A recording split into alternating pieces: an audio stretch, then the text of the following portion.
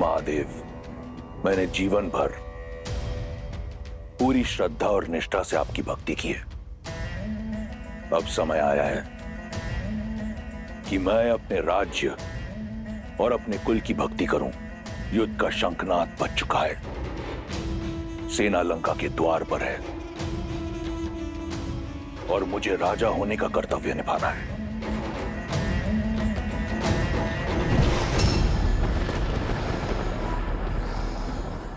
इस दशानन को रावण नाम और ये चंद्रहास आप ही से मिला है। इस चंद्रहास से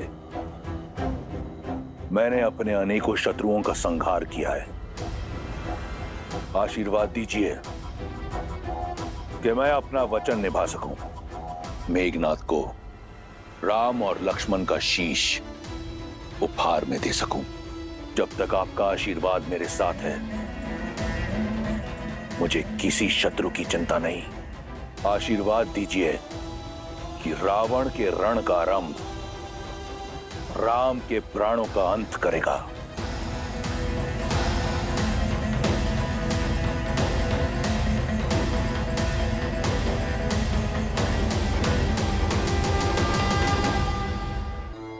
अब क्या होगा महादेव? मैं चिंतित हूं। आपका चिंतित होना सर्वथा उचित है देवी। नारायण इस समय नर रूप में है, मनुष्यता की सीमाओं से बंधे हुए हैं और मेरे दिव्य चंद्रहास की शक्तियां असीमित हैं। पल भर में ही किसी भी देव, दानव, असुर या मनुष्य का संहार करने में पूर्णतः सक्षम। और रावण जैसे असुर के हाथ में तो ये चंद्रहास और अधिक प्रलयंकारी सिद्ध होगा। आने वाला समय श्री राम और उनकी सेना के लिए अत्यंत चुनौतीपूर्ण सिद्ध होने वाला है। यही सोचकर मेरा हृदय कांप रहा है। जब रावण चंद्रहास थामकर युद्ध भूमि में उतरेगा, तब क्या होगा महादेव? होने को तो कुछ भी हो सकता है देवी, क्योंकि होनी और अनहोनी नियति निर्धारित करती है। मैं इस समय तो केवल यही कह सकता हूं कि नियति ने यह सुनिश्चित कर दिया है कि श्री राम और उनकी सेना के लिए आने वाले समय में नई नई दुविधाएं पल के बिछाए बैठी होंगी।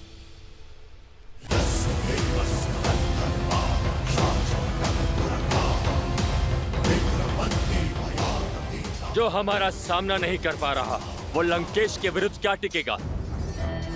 अभी भी समय है राम, लौट जाओ, अन्यथा तुम्हारा अंत इतना भयानक होगा, स्वयं काल भी देखकर भयभीत हो जाएगा।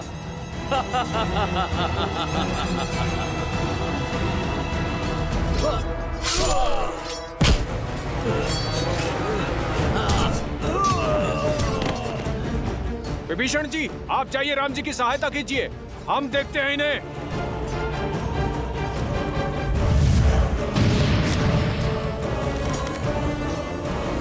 प्रभु, इन चारों का अंत ऐसे नहीं होगा। इन चारों को मारने का केवल एक ही उपाय, आपको एक ही बाण से इन चारों को भेदना होगा।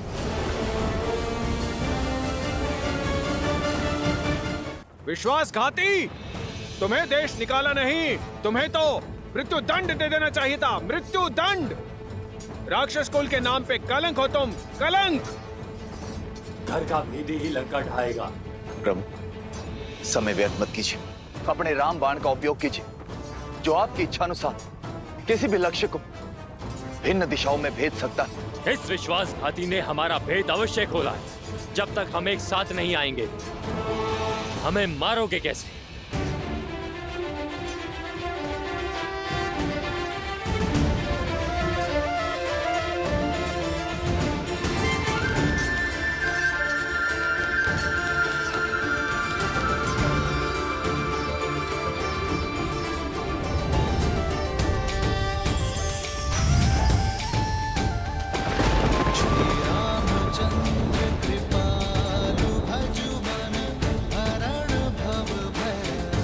पाप के 4 क्या, यदि 400 पाए भी हों तो भी धर्म का बाण उन्हें चीर डालता है। हर हर महादेव।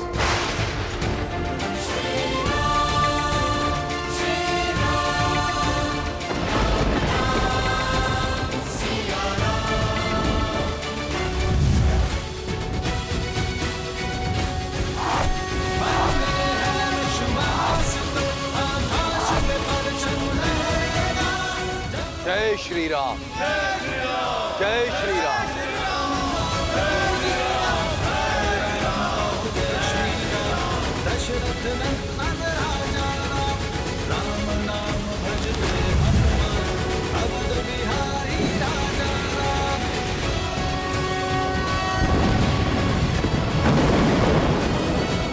वानर वीरों, लंका का द्वार खुल गया है तुम सबके लिए। जय श्री राम।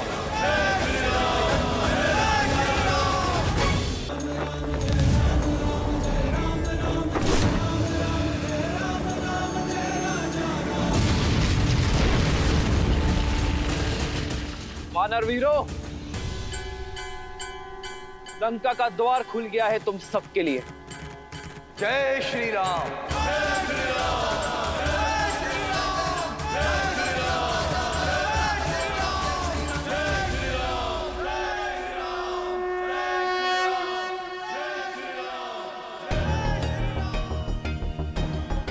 ये अकस्मात श्री राम की जय जयकार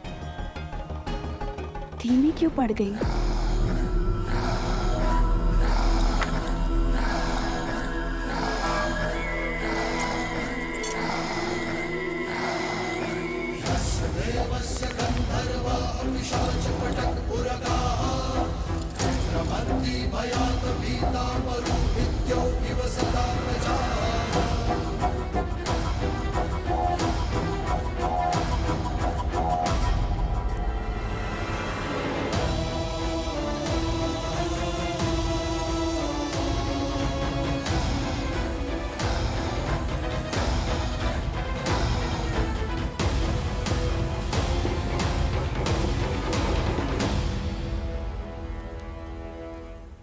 सीता, बुरा समाचार है। न जाने ऐसा क्या हुआ कि लंकेश ने स्वयं रणभूमि में उतरकर इस खेल को समाप्त करने का निर्णय लिया है। और जहां रावण के पग पड़ते हैं, वहां छल बल की सीमा लांघी जाती है। वहां युद्ध नीति का हर नियम टूट जाता है। मेघ कितने भी घने काले हों, सूर्य उन्हें चीर कर निकल ही आता है। मेरे श्री राम के धर्म और कर्म के आगे रावण के अधर्म और अन्याय को घुटने टेकने ही होंगे त्रिजटा, जिनके आने मात्र से लंका थर-थर कांपने लगी है। लंका पर उन श्री राम की विजय पताका लहराना निश्चित है। रावण का अंत निश्चित है त्रिजटा।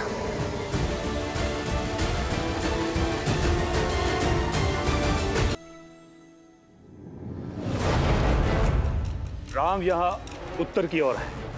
इनकी सबसे दुर्बल कड़ी है सुग्रीव, जो यहाँ दक्षिण दिशा में है।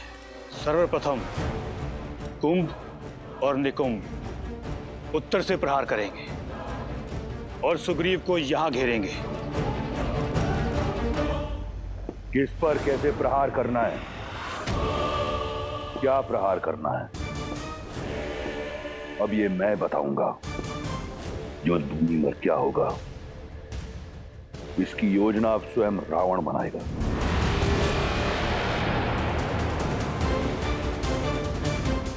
यहां उत्तर में राम और लक्ष्मण हैं।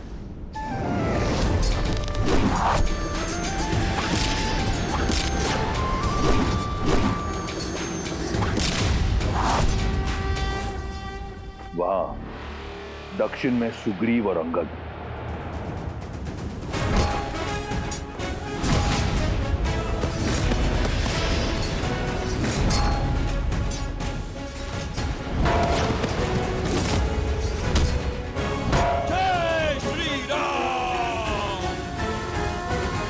और यहां मध्य में वो वानर हनुमान।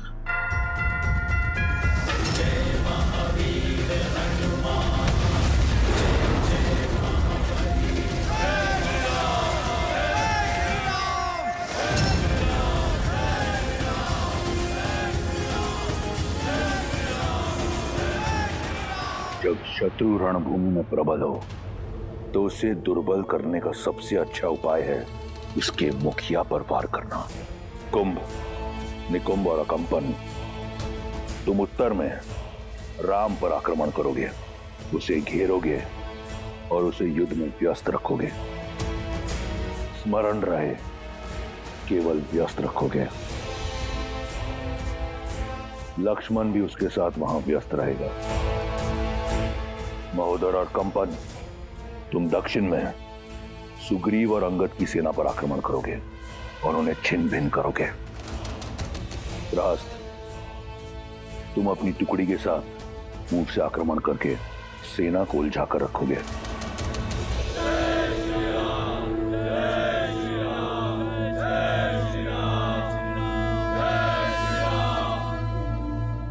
रास्त, मुख्य द्वार खोलो। परंतु महाराज, मैं जब शत्रु का मनोबल इतना उच्च हो तो उसे तोड़ना आवश्यक है। रावण कोई हिसाब अधूरा नहीं छोड़ता। वार हुआ है तो उसका पलटवार भी होगा। लेन देन अभी शेष है। उन वनवासी और उनके मरकटों को अब ज्ञात होगा कि महादेव ने मेरा नाम रावण क्यों रखा।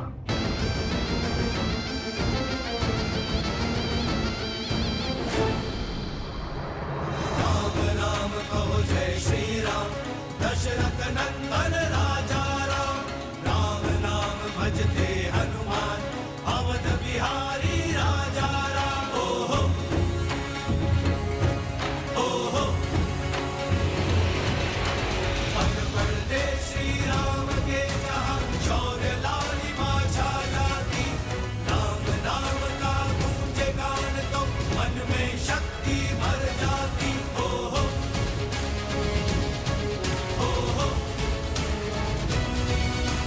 राम राम कहो जय श्री राम, दशरथ नंदन राजा राम। राम नाम भजते हनुमान, अवध बिहारी राजा राम। तुम वीर पुरुष, तुम पराक्रमी, तुम मर्यादा के हो स्वामी। साथ तुम्हारा जिसके साथ, तुम संकट हर लो। जय श्री राम। वानरों का उत्साह देखकर ऐसा लग रहा है कि हम आज ही लंका पर विजय प्राप्त कर लेंगे। आगे बढ़ते रहो वीरों। आज मुझे दुश्मन के गढ़ पर श्री राम नाम का ध्वज देखना है। राम की सेना जीतेगी और ध्वज हवा में लहरेंगे। राम नाम कहो जय श्री राम, दशरथ नंदन राजा राम। राम नाम भजते हनुमान, भैया, आज तो प्रतीत होता है कि इस लंका पर हमारी विजय लगभग निश्चित ही है। यदि आज ऐसा हो गया तो इस लंका पर हमारी विजय की पताका मैं स्वयं जाकर फहराऊंगा। नहीं लक्ष्मण, विजय तब तक निश्चित नहीं है जब तक रावण का पतन ना हो। रावण कोई सरल योद्धा नहीं है, एक जटिल योद्धा है। वो इसका उत्तर अवश्य देगा।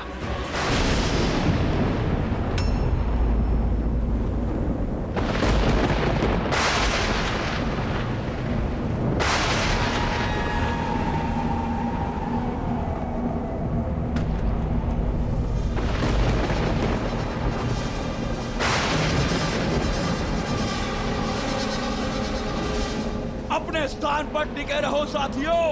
कोई भी एक कदम भी पीछे नहीं हटेगा। पीछे नहीं, केवल आगे बढ़ना है, विजय की ओर।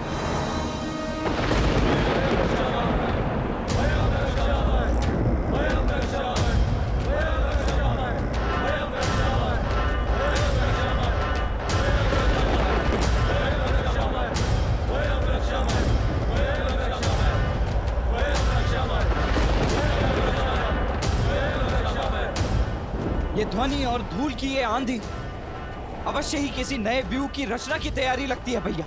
हाँ लक्ष्मण, हमें सतर्क रहना होगा कि केवल धूल की आंधी नहीं, इस धूल की आड़ में रावण की सेना प्रहार अवश्य करेगी। तो हम भी चुप नहीं बैठेंगे भैया, प्रतिकार तो अवश्य करेंगे। अंत में विजय हमारी होगी। इतनी सरलता से नहीं लक्ष्मण, क्योंकि सामने शत्रु बड़ा है।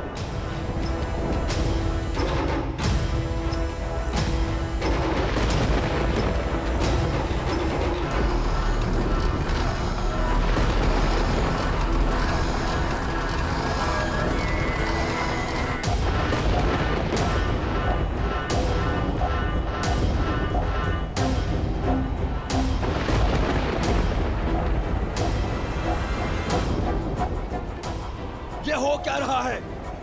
राक्षस सेना वानर सेना को मार क्यों दे रही है? रोक क्यों नहीं रही है? मार्ग तो दे रहे हैं, किंतु वानरों को नहीं। हे प्रभु रक्षा कीजिए। वानरराज, हमारे सैनिकों को बीच से हटाइए, उन्हें पीछे हटने का आदेश दीजिए वानरराज। परंतु क्यों?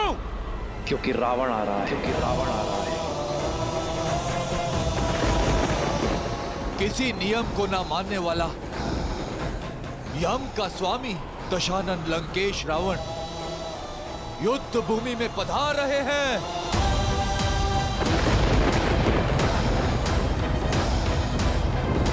वानरराज, सेना को पीछे हटने का आदेश दीजिए वानरराज।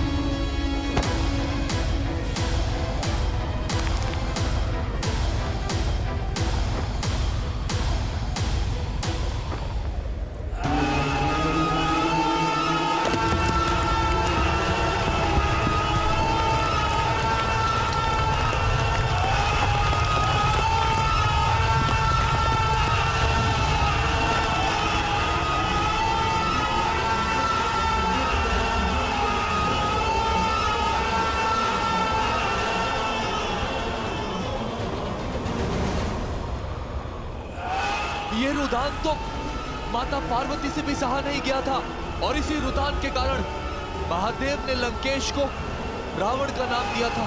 ऐसा रुदान जो पाषाण को पिघला दे, लौह में भी दरार डाल दे। हटो, सामने से हटो।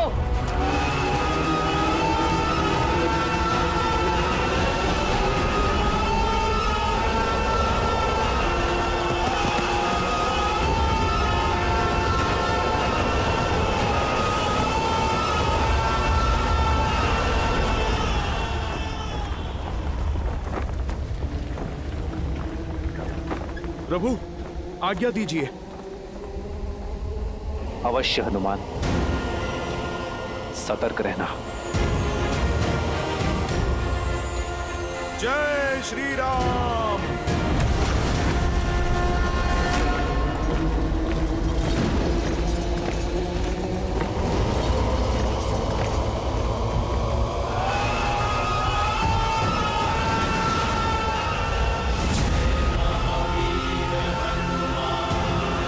जय जय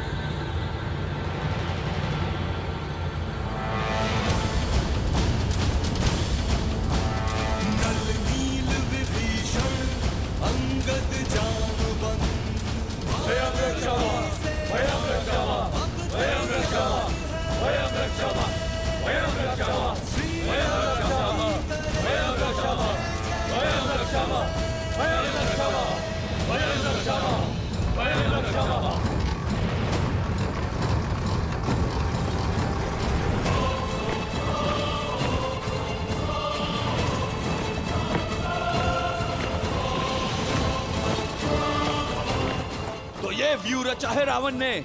केवल ये नहीं महाराज, वहां देखिए।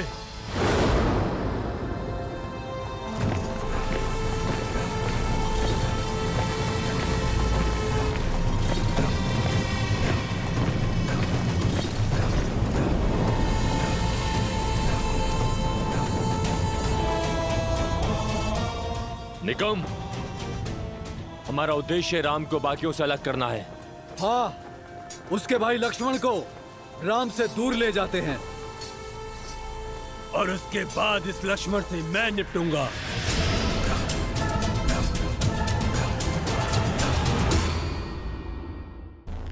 तो आ गई तुम, तुम्हारी प्रतीक्षा थी। युद्ध का पहला दिन है और रावण रुदान कर रहे हैं। कारण जानने की उत्सुकता खींच लाई। उत्सुकता नहीं, तुम्हारी मृत्यु तुम्हें यहाँ खींच लाई है। उद्दंड वानर, मेरा ये रुदान तुम्हें यहाँ खींच लाने के लिए ही था। मेरी युक्ति सफल हुई। अरे इतना प्रेम उमड़ आया मुझ पर। लंकेश, मैंने तो तुम्हारी लंका जलाई है। वैसे हर बार अनुचित स्थान पर तुम जाते हो। पहले तुम अंगद के पांव में गिरे और अब तुम मुझसे भेंट करने चले आए। लंकेश, तुम अपना लक्ष्य सुधारो। तुम प्रभु श्री राम से भेंट करो, उनके पैर पड़ो। उससे भी मिलूंगा, परंतु पहले तुमसे मिलना आवश्यक था। बिन बुलाए तुम मेरी लंका में आए।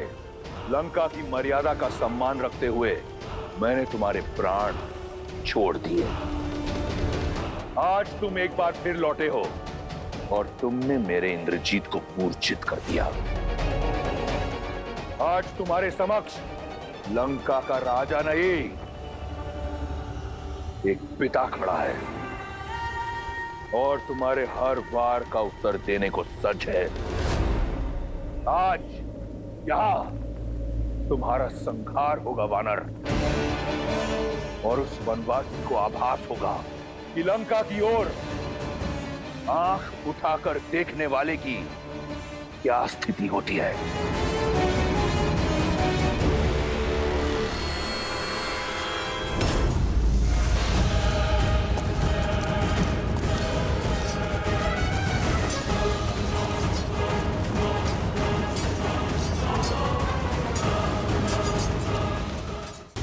मुझे संदेह था, आज सिद्ध हो गया। अधिक बोलने का स्वभाव अपने पिता से ही आया होगा इंद्रजीत और अक्षय कुमार में। लंकेश, मर्यादा की बातें तुम्हारे मुख से अच्छी नहीं लगती। पराई स्त्री पर बुरी दृष्टि डालना ये कहां की मर्यादा थी लंकेश? राजा होकर दूत का अंग भंग कर देना ये कहां की मर्यादा थी लंकेश? मेरी पूंछ जलाकर मुझे सदा ग्लानि और लज्जा का जीवन देना चाहते थे तुम। मुझे मृत्यु से भी अधिक भयानक दंड देना चाहते थे तुम। ये तुम्हारी नीच सोच और उसी मर्यादा का जीता जागता उदाहरण है लंकेश। लंका के पतन के द्वार तुमने स्वयं खोले हैं। मैया सीता के हरण का महापाप करके, मेरे प्रभु का अपमान करके तुम मुझे दंड देने आए हो। लंकेश, दंड तो मैं दूंगा तुम्हें। मेरे प्रभु और मेरी माता के अपमान का। कैसी विडंबना है, जब राम और लक्ष्मण ने मेरी बहन की नाक काटी तो उन्होंने मर्यादा नहीं लांगी। जब तुम्हें बंदी बनाने मेरा अक्षय कुमार आया तो तुमने उसका वध कर दिया। वो मर्यादा का उल्लंघन नहीं था? दंड स्वरूप जब मैंने सीता का हरण किया तो मैं महापापी, महाअज्ञानी। एक बात तो सिद्ध हो गई, तुम्हारे और मेरे बीच कोई बात नहीं हो सकती। और दूसरी कि तुम कोई साधारण वानर नहीं हो। और आज तुम्हें ज्ञात होगा कि तुम्हारा सामना जिससे है वो भी कोई साधारण राक्षस नहीं। बहुत हुई बातें, अब संहार होगा। जय श्री राम।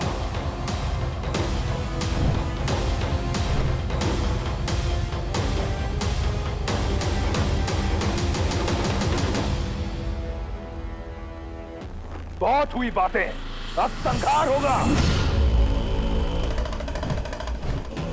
जय श्री राम।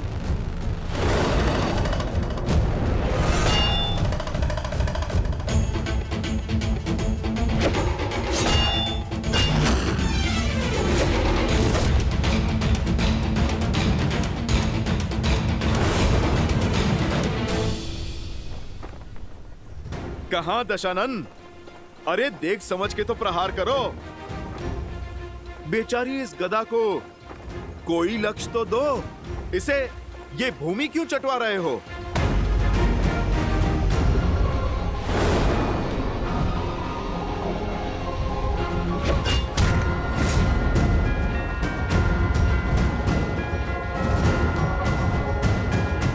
दशानन हो, 20 आंखें हैं, एक लक्ष्य ठीक से नहीं दिखता। कभी दाएं से प्रहार निकाल रहे हो तो कभी बाएं से। दशानन, एक दिशा में एकाग्र होकर प्रहार करो। चलो देखो, तुम्हें मैं सिखाता हूं।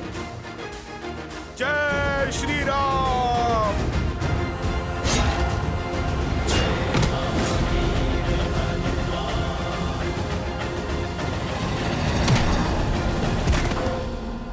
बजरंग बली हनुमान,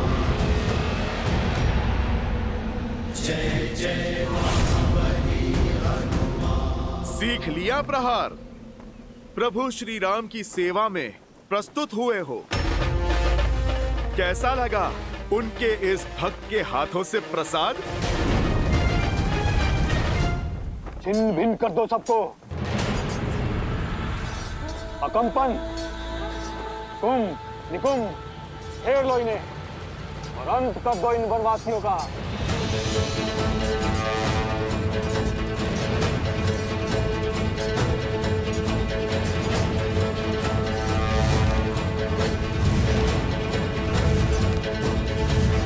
आक्रोश जोश क्रोध का ये क्षण है प्रतिशोध का।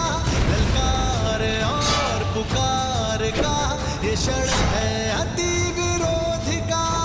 आक्रोश जोश क्रोध का ये क्षण है प्रतिशोध का। ललकार और पुकार का ये क्षण है अति विरोध का।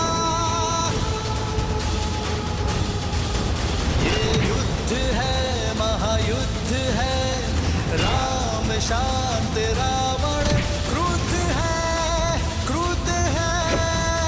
ये युद्ध है, महायुद्ध है, राम शांत रावण क्रुद्ध है, क्रुद्ध है, क्रुद्ध है।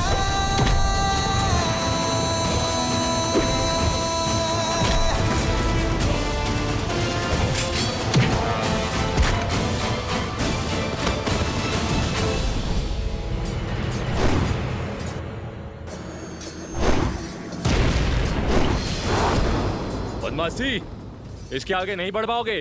कैसे बढ़ पाएगा जब कुंभ और निकुंभ एक साथ सामने हैं? लगता तो चट्टान को भी यही है कि वो जल से अधिक शक्तिशाली है। परंतु जब वही जल अपने पूर्ण वेग से बाढ़ बनकर आता है तो बड़ी से बड़ी चट्टान को भी अपने साथ बहा कर ले जाता है। यदि तुम दोनों में क्षमता है ना, तो इस लक्ष्मण के बाणों की बाढ़ से बचकर दिखाओ।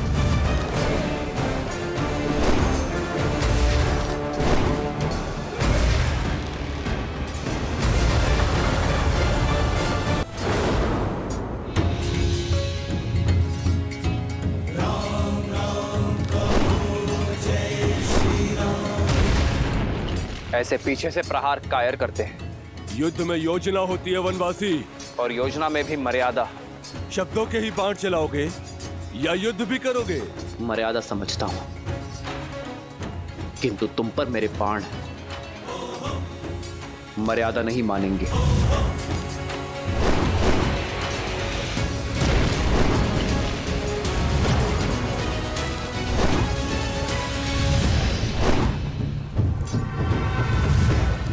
क्या हुआ?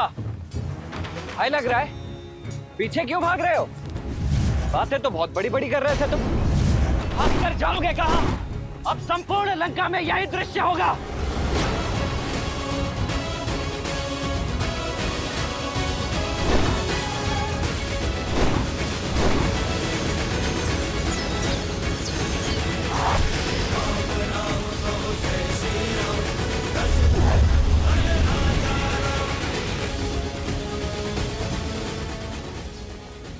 तुमसे युद्ध नहीं करना चाहता मैं, मेरा लक्ष्य कोई और है।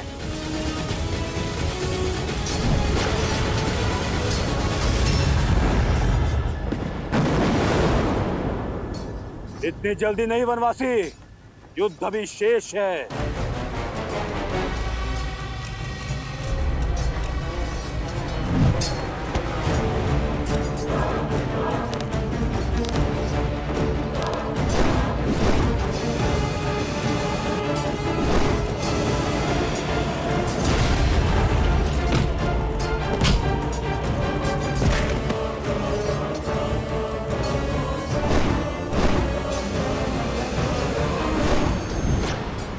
मित्र, दूसरी ओर से भी आक्रमण आरंभ हो चुका है।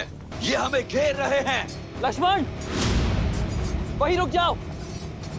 भैया, ना इन राक्षसों की योजना समझ आ रही है और ना ही इनके मंशा।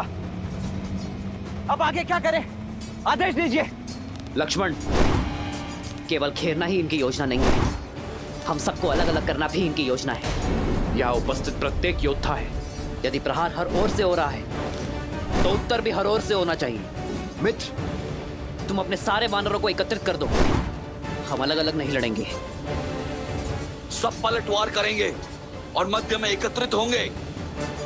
जय श्री राम।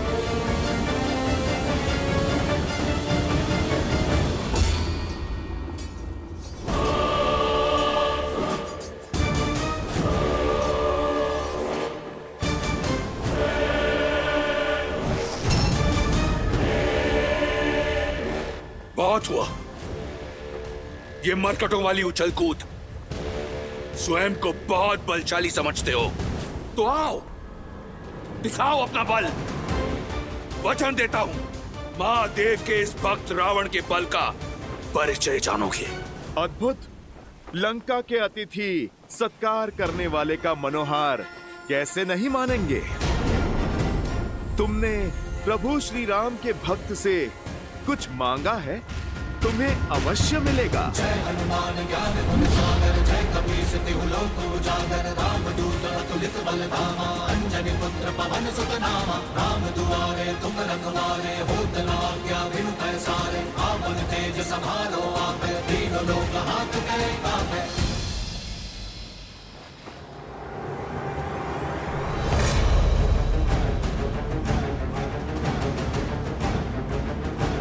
मेरी लंका में आग लगाई थी ना, आज तेरी वो दुर्दशा करूंगा कि तू उड़ने योग्य नहीं रहेगा। तड़प तड़प कर रौंदेगा जमीन पर।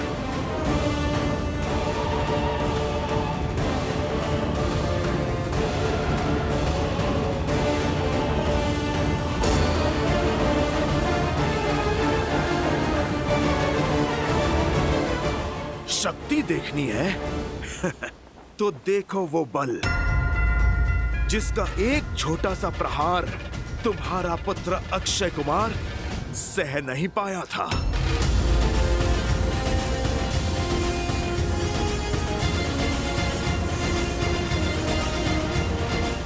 ये भक्ति की शक्ति है लंकेश, तुम इससे पार नहीं पाओगे।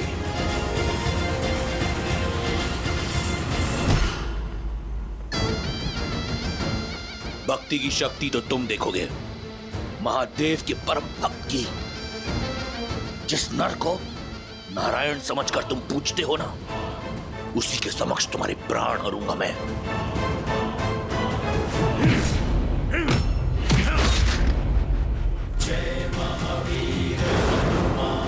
रावण, पढ़ा बहुत है तुमने, परंतु गुण नहीं सीखे। सीखोगे तो तुम कि रावण से टकराना मृत्यु को निमंत्रण देना है।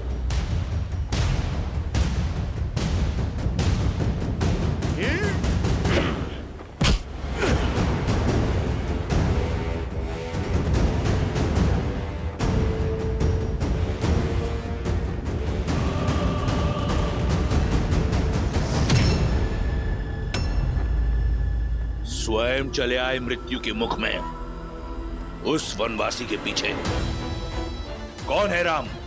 क्या है उसकी शक्ति, उसका औचित्य? मैं बताता हूं। कायर है तुम्हारा राम, उसकी भक्ति का ढिंडोरा पीटने वाले।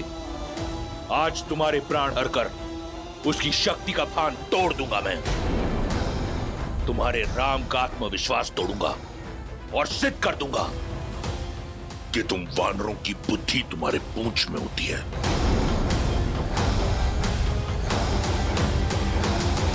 रावण, अब तुम इस पूंछ का बल देखो।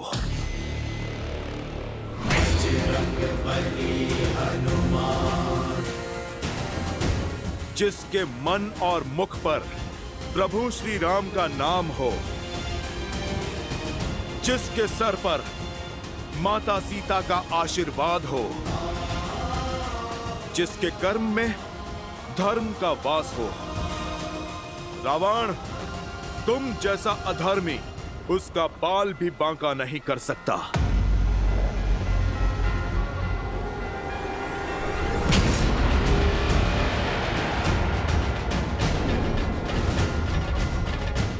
ये मेरी माता सीता के हरण के लिए, ये मेरे प्रभु श्री राम के अपमान के लिए, और ये एक दूत का अंग भंग करने के दुस्साहस के लिए। अब देख एक भक्त की शक्ति। जय श्री राम। जय महावीर हनुमान, जय जय महाबली हनुमान।